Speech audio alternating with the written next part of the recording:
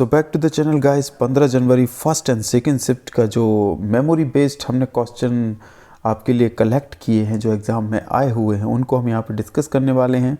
Without wasting any time हम question start करते हैं। पहला क्वेश्चन पूछा गया है मलाजखंड की खदान से। मलाजखंड की खदान किस जिले में है? बालाघाट जिले में है और ये तांबे की सबसे बड़ी खदान है। ठीक है। राष्ट्रीय महिला आयोग की स्थापना कब हुई? तो 1992 में हुई। ये प्रश्न भी पूछा गया है। गिर अभ्यारण्य कहाँ पर स्थित है? तो ये गुजरात में स्थित है। यह प्रश्न भी पूछा गया है। ये मॉर्निंग एंड इवनिंग शिफ्ट के मिक्स्ड क्वेश्चन हैं जो मैंने कलेक्ट किए हुए हैं। ठीक है। भारत का केंद्र बिंदु क्या है? जैसे हम इंडिया का हार्ट ऑफ कंट्री कहते हैं, वो करौंदी है। करौंदी में बना हुआ है जो कि कटनी ज़िले में है। वो पूरे भारत का भौगोलिक स्तर पर मतलब जियोग्राफिकल वाइज ये जो है सेंटर पॉइंट है। ठीक है। चोरी चोरा हत्याकांड के समय भारत के वायसराय कौन थे? तो लॉर्ड रीडिंग थे। मध्य प्रदेश में कितने नेशनल पार्क हैं? तो कुनो नेशनल पार्क बनने के बाद जो है 11 से बढ़कर ये संख्या जो है 12 हो चुकी है। मध्य प्रदेश के विभाजन से पहले मध्य प्रदेश में कुल कितनी सीटें थीं? 320 थीं, जो अब विभाजन के बाद सन 2000 के बाद ये सीटों की संख्या जो है वो 230 बची हुई है। ठीक है। रैयतवाड़ी, महलवाड़ी और इजारेदारी प्रथा में से कोई एक में से प्रश्न पूछा गया था, तो इन तीनों को आप अच्छे से पढ़ लेना। अंतर्राष्ट्रीय T20 क्रिकेट प्रतिस्पर्धा में सबसे तेज 400 विकेट लेने वाला गेंदबाज कौन है? तो एक बहुत हैंडसम गेंदबाज हैं अफगानिस्तान के, उनका नाम है राशिद खान, जिन्हें T20 क्रिकेट में सबसे तेज़ी से 400 विकेट लेने वाले गेंदबाज बन गए हैं। टोक्यो ओलंपिक 2021 में गोल्ड मेडल जीतने वाले कौन हैं? तो नीरज चोपड़ा ने, जिनका जन्म 24 दिसंबर 1997 को हुआ। ट्रैक और फील्ड एथलीट प्रतिस्पर्धा में भाला फेंकने वाले खिलाड़ी हैं। नीरज ने 87.58 मीटर भाला फेंककर टोक्यो ओलंपिक 2021 में गोल्ड मेडल जीतकर इतिहास रचा। और अंजू बॉबी जॉर्ज के बाद किसी विश्व चैंपियनशिप स्तर पर एथलेटिक्स में स्वर्ण पदक जीतने वाले वह दूसरे भारतीय हैं। और इसी के उपलक्ष्य में भारत में 7 अगस्त को राष्ट्रीय भाला फेंक दिवस मनाया जाता है। ये वाला फेंक नहीं है, ये भाला फेंक है। इसको हम करेक्ट कर देते हैं लगे हाथ। ठीक है। लगे हाथ से मतलब है कि लगे हुए हाथ, जैसे कि यहाँ पे लगे हुए हैं, तो ये भाला फेंक हो गया। ठीक है। भलाला हो गया तो इसको एक ला को हटा देते हैं। ठीक है। ये हो गया भाला फेंक। भाला फेंक दिवस कब मनाया जाता है? तो 7 अगस्त को मनाया जाता है। एक प्रश्न जो है वो जल डमरू मध्य से भी था। जितनी भी जल संधियाँ हैं उनको अच्छे से पढ़कर जाइएगा। मीठे पानी के स्रोत क्या क्या हैं? इससे कोई प्रश्न था। तो मीठे पानी के प्राकृतिक स्रोत हैं कुएँ, बावड़ी, तालाब, झीलें, नदियाँ और उन पर बने बांध जो है मीठे पानी के स्रोत हैं। क्वेश्चन नंबर 13 है राष्ट्रीय जीवाश्म राष्ट्रीय उद्यान किस जिले में है? तो ये मंडला जिले में है। चंबल नदी का उद्गम स्थल किस जिले में है? तो ये इंदौर जिले में है। मध्य प्रदेश का कौन सा शहर सिंधु गंगा के मैदानों में है? तो ग्वालियर है। क्षिप्रा नदी किस नदी की सहायक नदी है? तो चंबल नदी की सहायक नदी जो है क्षिप्रा नदी है। कौन सी चट्टानों में हीरा पाया जाता है? तो किम्बरलाइट की चट्टानों में जो है हीरा पाया जाता है। महारानी अवंतीबाई कहाँ की महारानी थी? तो ये रामगढ़ वर्तमान जिला डिंडोरी की महारानी थी। धुमकी नृत्य किससे संबंधित है? तो दुर्गा पूजा के समय जो नृत्य किया जाता है उसे हम धुमकी नृत्य कहते हैं। तुलसी अकादमी की स्थापना कब हुई? तो 1887 में भोपाल में जो है तुलसी अकादमी की स्थापना की गई।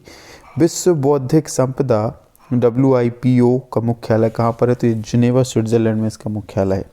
मछली जल में किस प्रकार चलती है? तो मछली की जल में गति मछली को शरीर धारा रेखीय होता है। इसकी विशेष आकृति के कारण जल इधर उधर बहकर निकल जाता है और मछली जल में सरलता से तैर सकती है।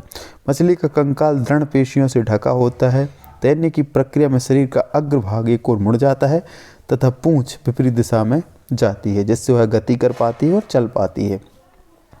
भेल का पूरा नाम क्या है? तो भारत हैवी इलेक्ट्रिकल्स लिमिटेड जो है भेल का पूरा नाम हो रही है, भोपाल में है। यूरेनियम का सर्वाधिक उत्पादन किस जिले में होता है? तो शहडोल जिले में जो है यूरेनियम का सर्वाधिक उत्पादन होता है। जामवंत की गुफा कहाँ पर है? तो जामगढ़ रायसेन में जो है जामवंत की गुफा मौजूद है। रक्त संचार बाधित होने से कौन सी बीमारी होती है? तो सबको पता है कि अगर ब्लड सर्कुलेशन रुक जाएगा तो आपको हार्ट अटैक कर जाएगा। शीशे या लेड से कौन से रोग होते हैं? तो इससे त्वचा का कैंसर और अस्थमा रोग हो सकते हैं। तो ये क्वेश्चन थे जो इंडियन GK साइंस और MPGK के मिला के जो है दोनों शिफ्ट में इस प्रकार के प्रश्न पूछेगा। ये कंप्लीट तो नहीं है, लेकिन मैक्सिमम क्वेश्चन जो है हमने इसमें कवर अप कर चुके हैं। अब हम बात करते हैं रीजनिंग की।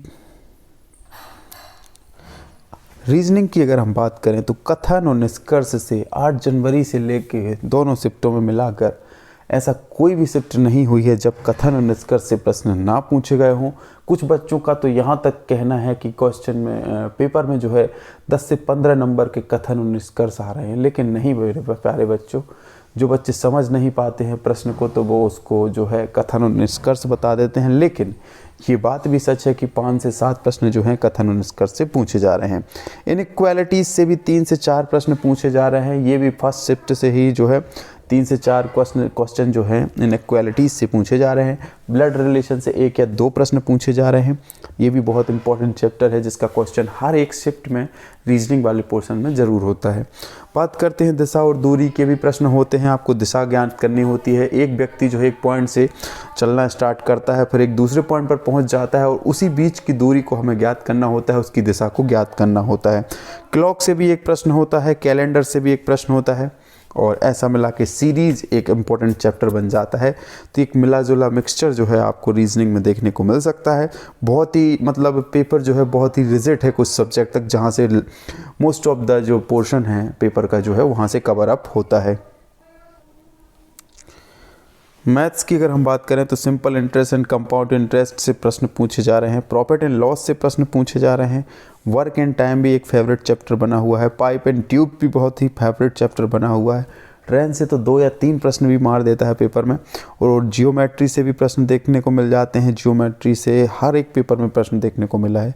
डिस्टेंस एंड टाइम से भी पेपर देखने को मिल जाता है। सिंप्लीफिकेशन से 4-5 प्रश्न होते हैं जो सबसे ज़्यादा टाइम कंज्यूमिंग होते हैं, और मैक्सिमम स्टूडेंट जो हैं सिंप्लीफिकेशन में फंस रहे हैं और पॉइंट में वैल्यूज़ आ रही हैं, तो उसकी वजह से जो है इसको सही वे में जो है सॉल्व आउट नहीं कर पा रहे हैं, और उसकी वजह से जो है ये आपके नंबर जो है नहीं ले पा रहे हैं बच्चे, क्योंकि दशमलव में वैल्यू आ रही हैं। और कैलकुलेशन बेस्ड पेपर होने की वजह से जो है आपका अगर बेसिक अच्छा है, कैलकुलेशन स्किल अच्छा है, तो मैथ्स जो है इजी आ रही है, बट आप उससे कर पाएंगे। इक्वेशन, वर्ग समीकरण, रेखिक समीकरण और घन समीकरण, इस प्रकार के प्रश्न जो पूछे जाते हैं। लेकिन घन समीकरण तो नहीं पूछा जा रहा है, लेकिन रेखिक समीकरण एक्स से संबंधित आपको 2 रेखिक समीकरण दे दिए जाते हैं जो कि थोड़े से कठिन फॉर्म में होते हैं, पर उनसे आपको एक्स की वैल्यू को फाइंड आउट करना पड़ता है। तो गणित में एक नोट और मैं कहना चाहूँगा अपनी तरफ से कि गणित में प्रश्न कठिन तो नहीं आ रहे हैं, लेकिन कैलकुलेशन की स्पीड को बढ़ाना होगा अगर पेपर को आपको सही समय फिनिश अप करना है तो। ठीक है, ये सारे क्वेश्चन थे जो हमने बड़ी मेहनत से आपके लिए कलेक्ट किए हैं। इसका अगर आप PDF चाहते हैं तो इस वीडियो की डिस्क्रिप्शन में जाइए, वहाँ पे एक टेलीग्राम की लिंक दी गई होगी, उस टेलीग्राम पे आप जुड़ जाइए, वहाँ से आप इस PDF को डाउनलोड कर सकते हैं। ये पूरी तरह फ्री ऑफ कॉस्ट है। इसके साथ ही हम बेहतरीन कैप्सूल वीडियो बनाते हैं जिसमें से हर शिफ्ट में 3 से 4 प्रश्न पुट ऑन होते हैं। वहाँ से भी आप जो है उनकी PDF को डाउनलोड कर सकते हैं, और ऐसा ही रिव्यू हम डेट वाइज शिफ्ट वाइज देते रहेंगे। उसके लिए हमारे चैनल को सब्सक्राइब करिए, वीडियो को ज़्यादा से ज़्यादा शेयर करिए, वीडियो को लाइक करिए। आज की वीडियो से इतना ही। जय हिंद, जय भारत।